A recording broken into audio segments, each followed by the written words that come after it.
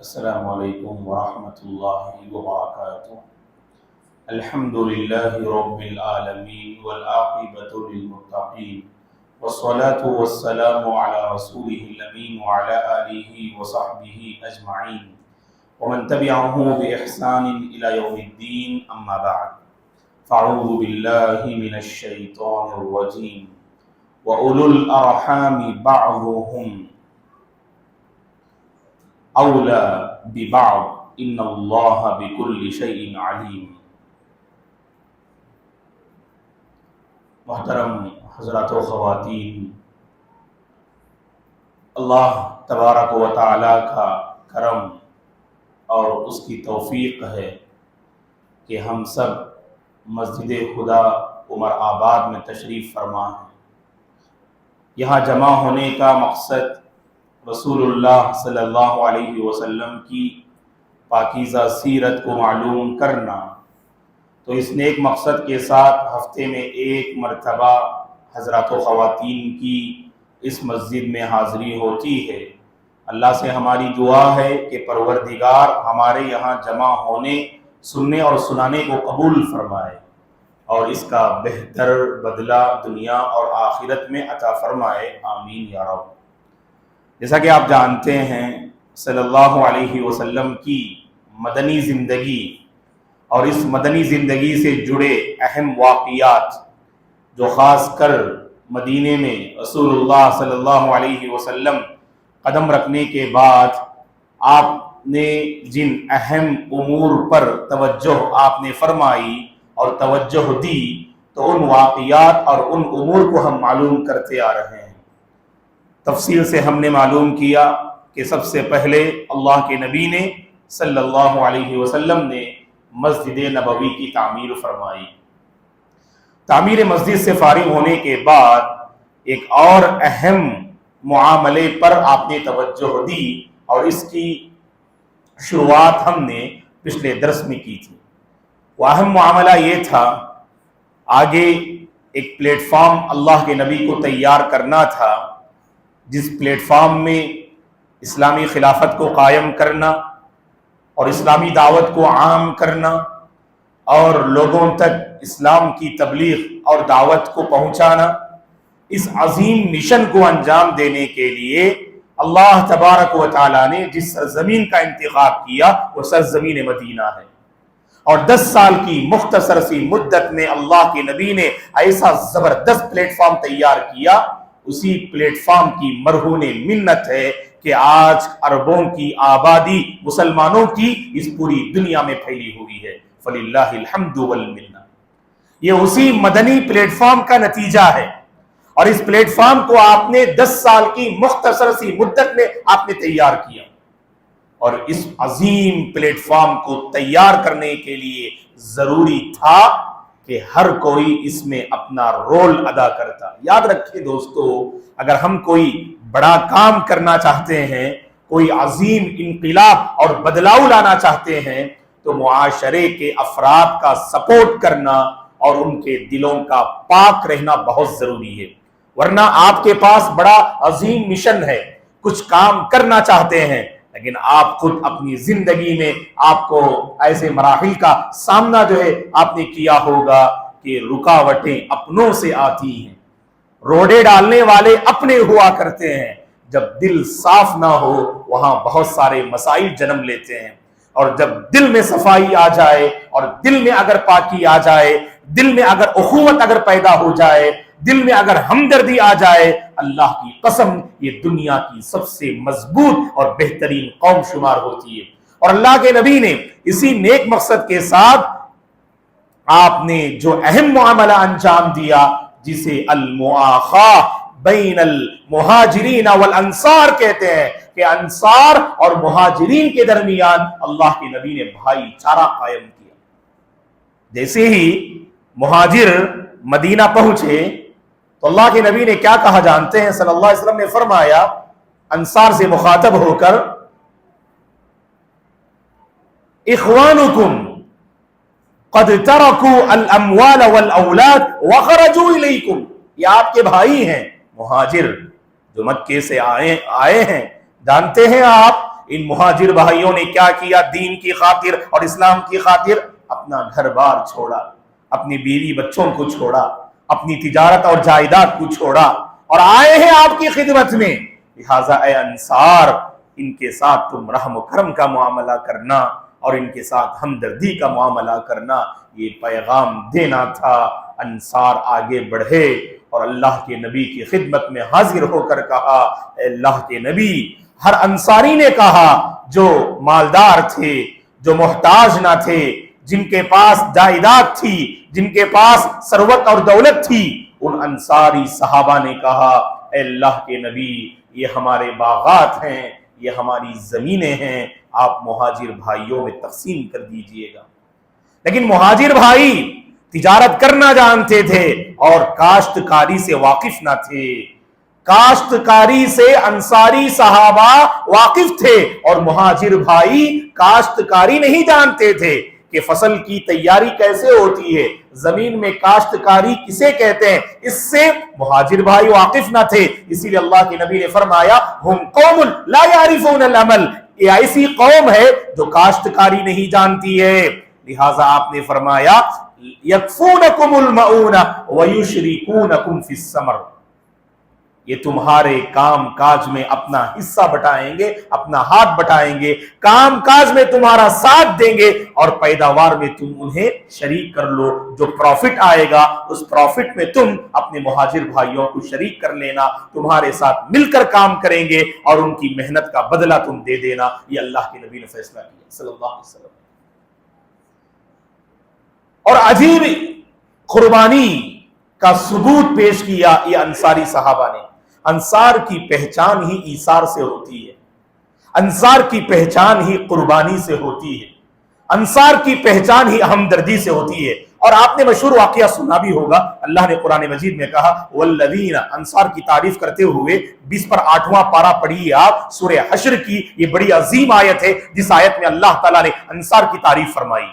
اللہ نے کہا والذین تبوؤا الدار والایمان من قبلهم يحبون من هاجر الیہم ولا يجدون في صدورهم حاجة مما اوتوا ويؤثرون على انفسهم ولو كان بهم خصاصة، جن لوگوں نے مدینے کو اپنا گھر بنا لیا یعنی انصار، اور مہاجر بھائیوں سے پہلے یہ ایمان لائے، اور آگے اللہ نے بڑی اہم بات کہی انصار کے بارے میں، اگر مہاجر بھائیوں کو اگر مال دیا جائے یا اپنے دلوں میں کوئی تنگی نہیں پاتے۔ یہ بہت بڑی بات ہے دوستو کہ معاشرے میں اگر کسی کو مال تقسیم کریں اور بعض لوگوں کو تقسیم نہ کریں، دل میں وہیں سے کھٹک پیدا ہوتی، خلش جو ہے پیدا ہوتی، سامنے والے کے سلسلے میں نفرت پیدا ہوتی۔ اللہ نے انصار کی تعریف کرتے ہوئے کہا اگر مہاجر بھائیوں کو مال دیا جائے، جانتے ہیں وہ ضرورت مند ہے، اگر ان کو دیا جائے اپنے دل میں ذرہ برابر کوئی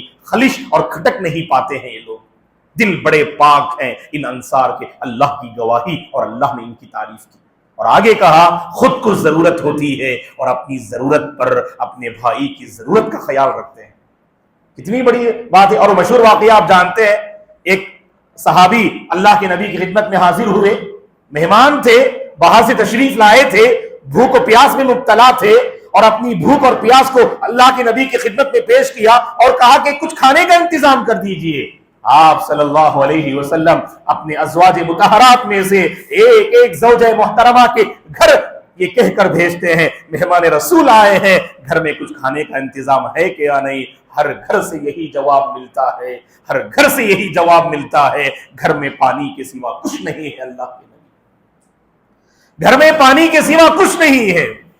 تو آخر کار اللہ کے نبی نے اعلان کیا اس مہمان رسول کی مہمان نوازی کون کرے گا؟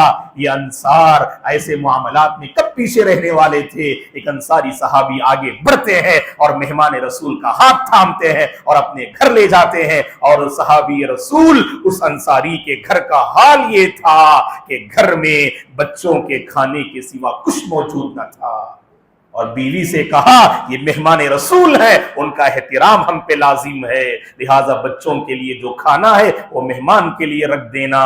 مہمان کے لیے رکھ دینا اور بچوں کو بہلا پھسلا کر سلا دینا، اور جب کھانے کے لیے دسترخوان پہ بیٹھے ایک آدمی کا کھانا ہے بس اور ہم شریک نہیں ہو سکتے مہمان کے ساتھ، میزبان بیٹھنا یہ ادب کا تقاضا ہے، مہمان کے ساتھ میزبان بیٹھ کے کھانا یہ ادب کا تقاضا ہے، لیکن کہا کہ اتنی مقدار میں کھانا موجود نہیں ہے۔ جب دسترخوان پہ ہم بیٹھے پلاننگ اور منصوبہ بندی یہ تھی کہ جیسے ہی ہم بیٹھے چراغ بجھا دینا اور مہمان یہ سمجھیں گے کہ ہم بھی ان کے ساتھ شریک ہیں کھانے میں۔ تو اللہ اکبر کہ جب وہ مہمان کھا رہے تھے تو یہ بظاہر کھانے کا جو ہے اظہار کر رہے تھے اور چراغ کو بجھا دیا گیا منصوبہ بندی کے مطابق، اور یہ ادا اللہ کو اتنی پسند آئی اللہ نے قرآن مجید میں اس واقعے کے حوالے سے آیت ہی نازل کر دی، وَيُؤْثِرُونَ عَلَىٰ أَنفُسِهِمْ وَلَوْ كَانَ بِهِمْ خَصَاصَةٌ۔ اس ادا پر اللہ کو ہنسی آ گئی اور اللہ کے نبی بھی مسکرا دیے، اور صبح کے موقع پر اس صحابی کو بلاتے ہیں اور رات میں جو واقعہ پیش آیا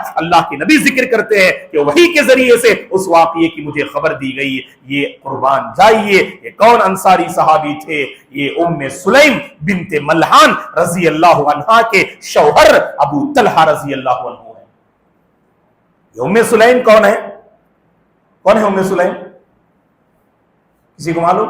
بہت پہلے کبھی کہا تھا ہم نے ام سلیم کے بارے میں، بڑی عظیم صحابیہ ہیں اور ایک عظیم صحابی کی ماں ہیں یہ، اور وہ صحابی تو جانتے ہیں آپ، بڑے مشہور صحابی، اللہ کے نبی بہت پسند کرتے تھے اس صحابی کو۔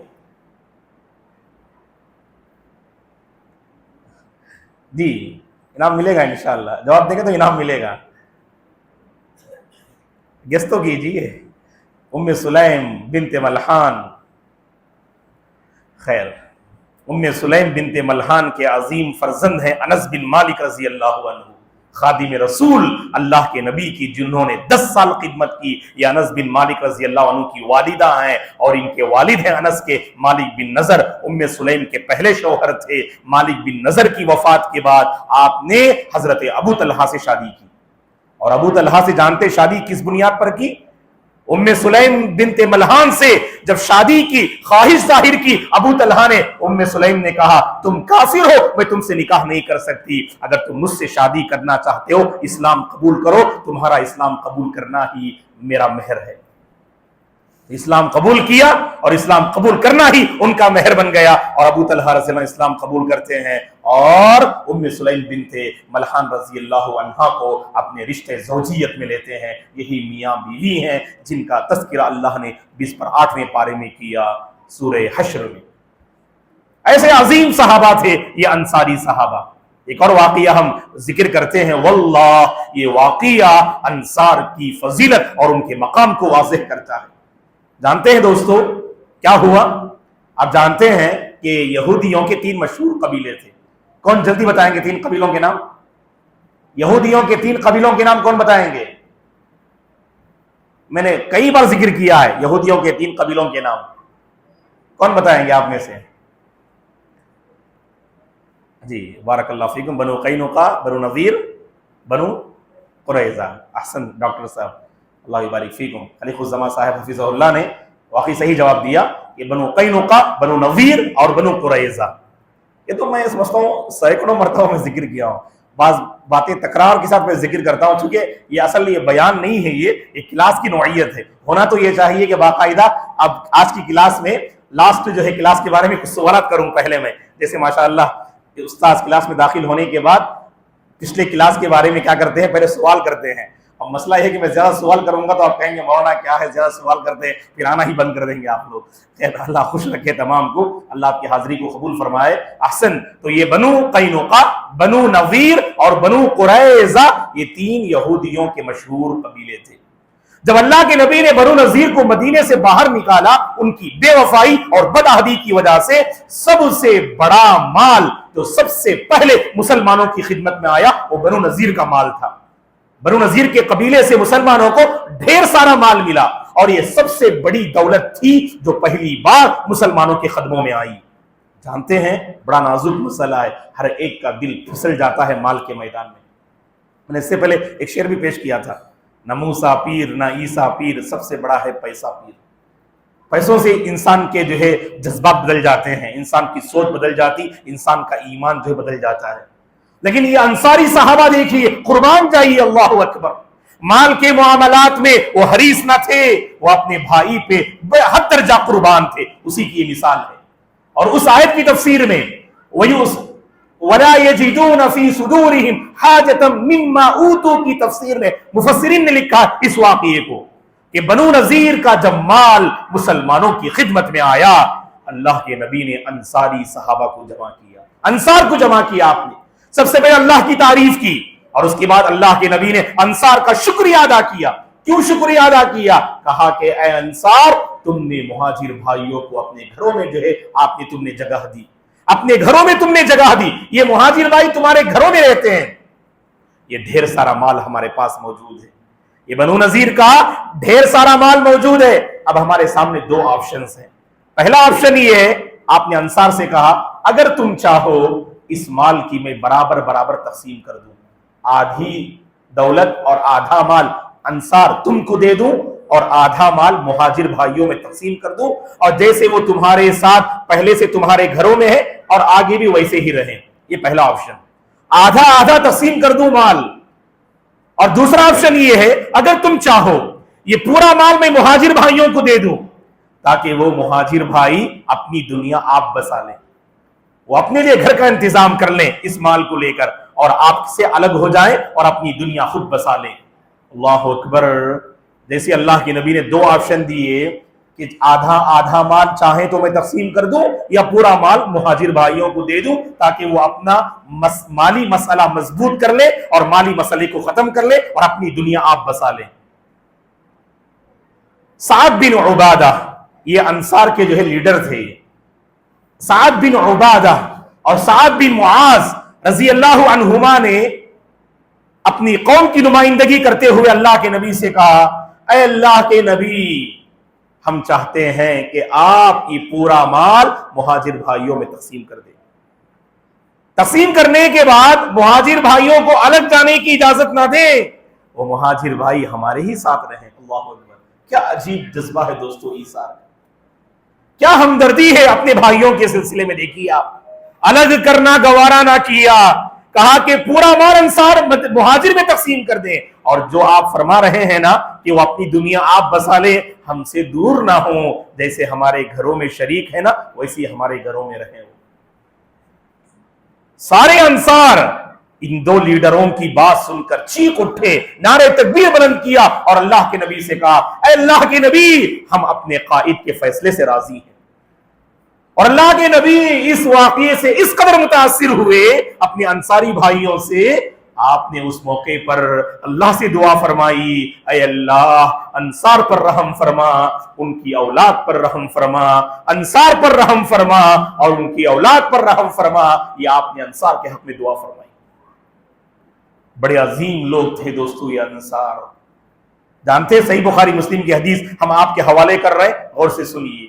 اللہ کے نبی نے فرمایا انصار کی تعریف کرتے ہوئے، الانصار لا يحبهم الا مؤمن ولا يبغضهم الا منافق فمن احبهم احبه الله ومن ابغضهم ابغضه الله.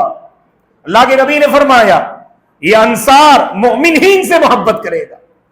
دل میں ایمان ہے تو صحابہ کی عظمت کریں گے آپ اور صحابہ کا احترام کریں گے آپ اور صحابہ سے سچی محبت کریں گے آپ. انصار سے مومن ہی محبت کرے گا.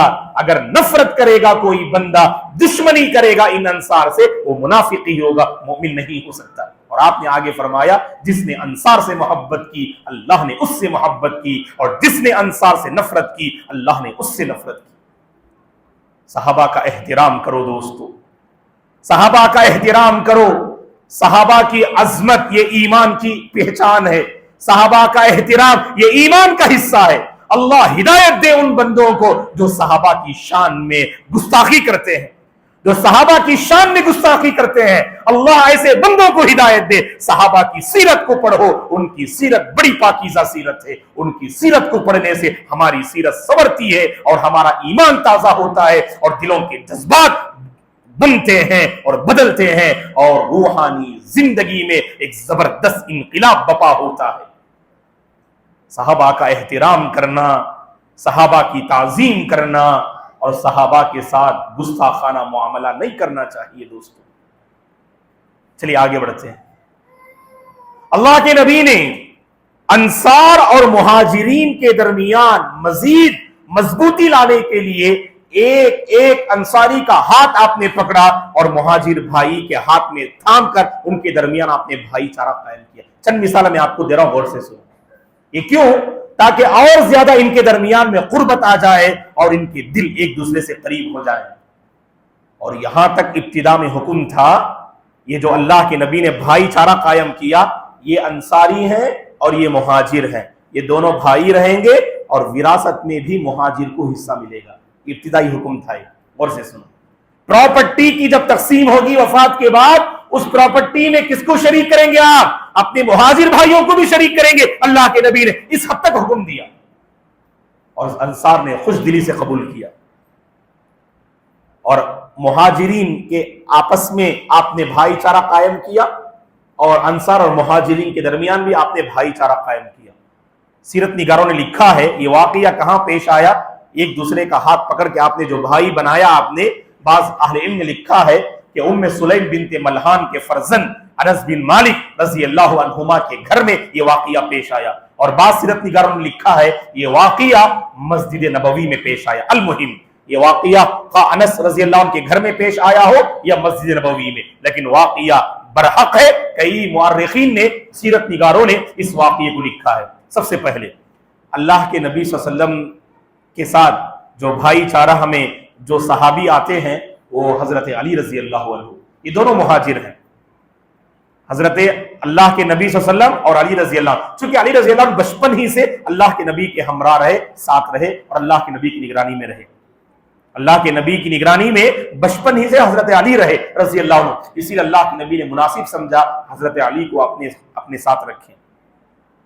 اور اس میں آپ نے اس بات کا خیال رکھا جو اعلیٰ ہے اس کی بھائی چارگی ادنا سے کرا دیں، تاکہ ادنا اعلیٰ سے فائدہ اٹھائیں اور اعلیٰ بھی بوقت ضرورت ادنا سے فائدہ اٹھائیں اور اونچ نیچ کا معاملہ ختم ہو جائے.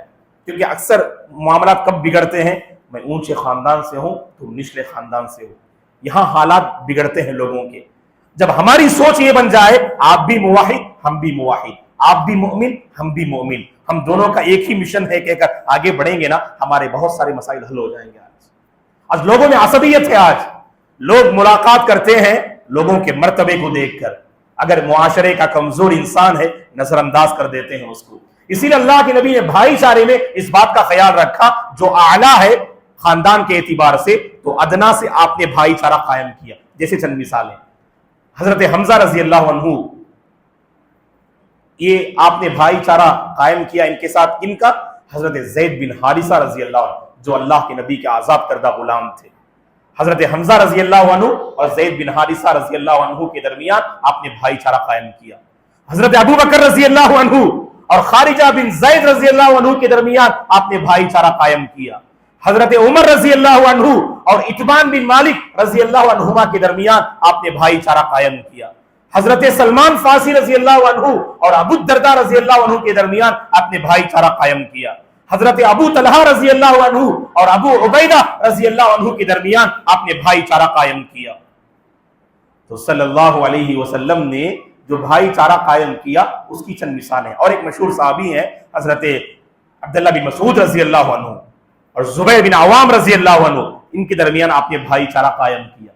حضرت معاویہ رضی اللہ عنہ اور حضرت حجاج الاسلمی رضی اللہ عنہ، ان کے درمیان آپ نے بھائی چارہ قائم کیا. حضرت جعفر بن ابی طالب رضی اللہ عنہ اور معاذ بن جبل رضی اللہ عنہ، ان کے درمیان آپ نے بھائی چارہ قائم کیا. تو یہ بھائی چارہ کی چند مثالیں ہیں جنہیں مؤرخین نے اور سیرت نگاروں نے اپنی کتابوں میں نقل کیا ہے. اور ان میں ایک عظیم واقعہ پیش آتا ہے، ایک انصاری اور ایک مہاجر بھائی کے درمیان. بڑا عظیم واقعہ ہے. اس واقعے میں بڑی عبرت ہے، اس واقعے میں بڑی نصیحت ہے. یہ واقعہ کیا تھا انشاءاللہ آنے والی کلاس میں ہم معلوم کرتے ہیں. اس سے پہلے دوستو ایک بات یاد رکھیں، یہ جو اللہ کے نبی نے بھائی چارہ قائم کیا نا، اس سے ہمیں کیا سبق ملتا ہے؟ ہم مسلمان ہیں تو ہماری پہچان یہ ہے کہ ہم ایک دوسرے کے ہمدرد بنے رہیں، ایک دوسرے کے غمخوار بنے رہیں، مشکلات میں ایک دوسرے کا سپورٹ کریں، ایک دوسرے کا تعاون کریں. مشکل گھڑی میں اپنے بھائی کو سمجھنے کی کوشش کریں آپ. آج اسی کی ضرورت ہے دوستو. آج ہمارے دل ایک دوسرے سے دور ہیں. آج ہماری زندگی ایسی ہے یہاں فاصلے آئے دن بڑھتے جا رہے ہیں, یہاں دوریاں آئے دن بڑھتی جا رہی ہیں. تو ایک دوسرے سے قریب ہونا ہے, ایک دوسرے کی فیلنگ کو سمجھنا ہے, ایک دوسرے کے جذبات کو سمجھنا ہے. ہم مسلمان ہیں, مل جل کر رہنا ہماری پہچان ہے. ہم مسلمان ہیں, ایک دوسرے کے ساتھ ہمدردی کا معاملہ یہ ہماری شان ہے. اور جب تک یہ تصور ہم مسلمانوں کی صفوں میں نہیں آئے گا, اللہ کی قسم اس وقت تک امت مسلمہ کامیاب نہیں ہو سکتی ہے. اللہ سے ہماری دعا ہے اللہ تعالی ہم سب کو ایک بنائے, نیک بنائے, ایک دوسرے کے ساتھ غمخاری اور ہمدردی کا معاملہ کرنے کی اللہ توفیق عطا فرمائے. ہمارے دلوں میں جو فاصلے ہیں اللہ ان فاصلوں کو مٹائے.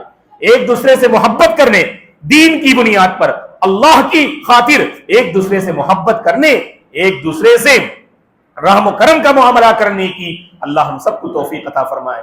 اللہ ہمارے مسائل کو حل فرمائے.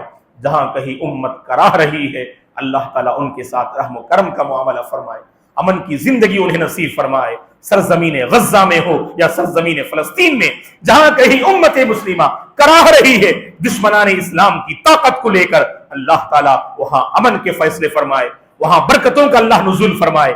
ظالموں کی مکاری کو اللہ مٹی میں ملا دے, ظالموں کی طاقت کو اللہ کمزور کر دے. اللہ تعالیٰ امت مسلمہ پر خاص کر رحم و کرم کے فیصلے فرمائے. اللہ ہماری مساجد کی حفاظت فرمائے, مدارس کی حفاظت فرمائے. اللہ ہماری خواتین کی عزت و آبرو کی حفاظت فرمائے. یہاں جو احباب بیٹھے ہوئے ہیں, جو خواتین تشریف فرما ہیں, اللہ ہم سب کے ساتھ خیر کے فیصلے فرمائے. اللہ ہماری پریشانیوں کا خاتمہ فرمائے. اللہ ہمارے گھروں میں چین و سکون نازل فرمائے. جو ہم میں سے بیمار ہیں اللہ شفا عاجلہ اور کاملہ نصیب فرمائے. ہمارے ان بچوں کی اللہ حفاظت فرمائے. اللہ ہمارے ان بچوں کے فیوچر کو سنوارے. اللہ ہمارے ان بزرگوں کی حفاظت فرمائے. ان بزرگوں کا سایہ اللہ تعالی دیر باقی رکھے. اللہ جب تک مجھے اور آپ کو اس دنیا میں باقی رکھے اس کے دین اور ایمان پر باقی رکھے. اسی کے دین اور ایمان پر اللہ خاتمہ نصیب فرمائے. آمین یا رب. اب آپ کی خدمت میں